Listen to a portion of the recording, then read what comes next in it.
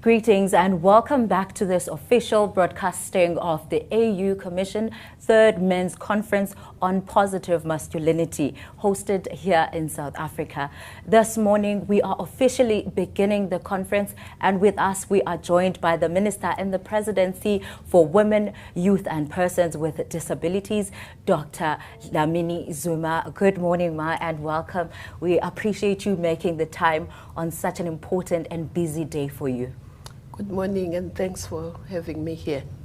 The first question that we have is, what is the significance of such an important conversation being held right here in South Africa by the African Union? Well, first, I think this is a very important conference because it's dealing with an issue that is a crisis in this country, but also on the continent and worldwide. And of course, our president is part of the circle of champions that are championing the positive masculinity and the fight against women, against violence that is meted to women, girls, and girls. So it's very important that the leaders of this continent are taking up the fight. And of course, South Africa will benefit a lot because we have a serious problem of women and girls being abused in various forms, raped, killed, psychologically, physically, everything. So we will be the beneficiaries, but we don't want to end here. We want to end up with a continental convention against violence, women and girls. What are the deliberations that we can look forward to being put up on today? Today especially being the first day of this conference. Well, prior to this conference, in the run-up to this conference, there's been lots of consultations with different stakeholders from across the board, whether it's traditional religious leaders, business leaders, women, youth, and so on. So we are going to have the results of those consultations, but also deliberations about what is this positive masculinity that we want to promote on our continent. And also, there will be discussions towards what do we want to achieve at the end of this conference. So there will be a Pretoria Declaration, which will be the results of the discussions, but also we want to come up with at least the elements of the convention. And to someone who is maybe not even part of this conversation today, but is a man in the continent, in the country, or wherever they could be coming from, what would be the message that we want to put across to them in getting their participation in this movement? We'd like to have a commitment from every man in our society that they will not abuse women and girls. So it must start with them individually, but also taking that message to their families that in this family there should be no abuse or violence against women and girls.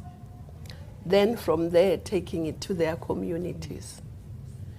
Because without that commitment at a personal level, we will not see the end of this.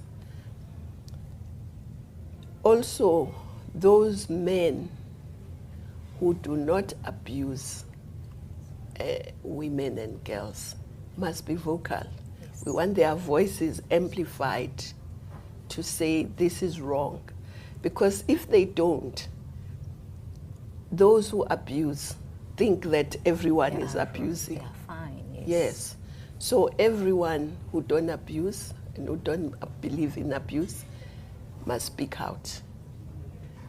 But we just want every man, young men, old men, to commit to non-violence against women and girls. Thank you.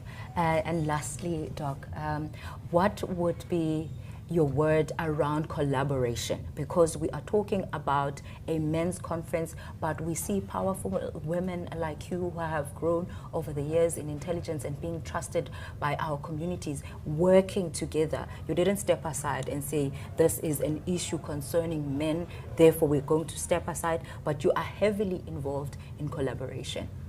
Of course, we all have to work together, men and women, to eradicate this scourge.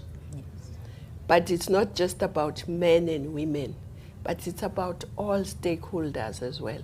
Gathered here, there will be men and women, of course, but because it's a men's conference, I'll emphasize men. There'll be men from political, from religious, from traditional, from the judiciary, from academia, from the arts, young people, women, everyone will be here to speak in one voice. We don't want to leave anyone behind. We want everybody to participate, workers, everyone, because violence against women and girls happens at various places, not only in the streets, in the homes, at work, at school. We've seen what happens in institutions of higher learning and so on. So we don't want to leave anyone behind. So collaboration is between men and women, but also across all sectors of society. Yes. Thank you so much, Doc. We truly appreciate you taking the time. Okay, you are welcome. And thanks for taking your time. We look forward to taking part in the conversations later on the day and what you come up with. Okay, thanks. And there you have it, folks. We have just wrapped up with Dr. Nkosazana Zuma painting a bright picture of what is going to take place in the next coming 2 days and making a strong call to all men in all societies to take part and be vocal in the fight against women and children abuse and violence in our society. We will be seeing you again in this broadcast later on. Greetings and welcome back to this official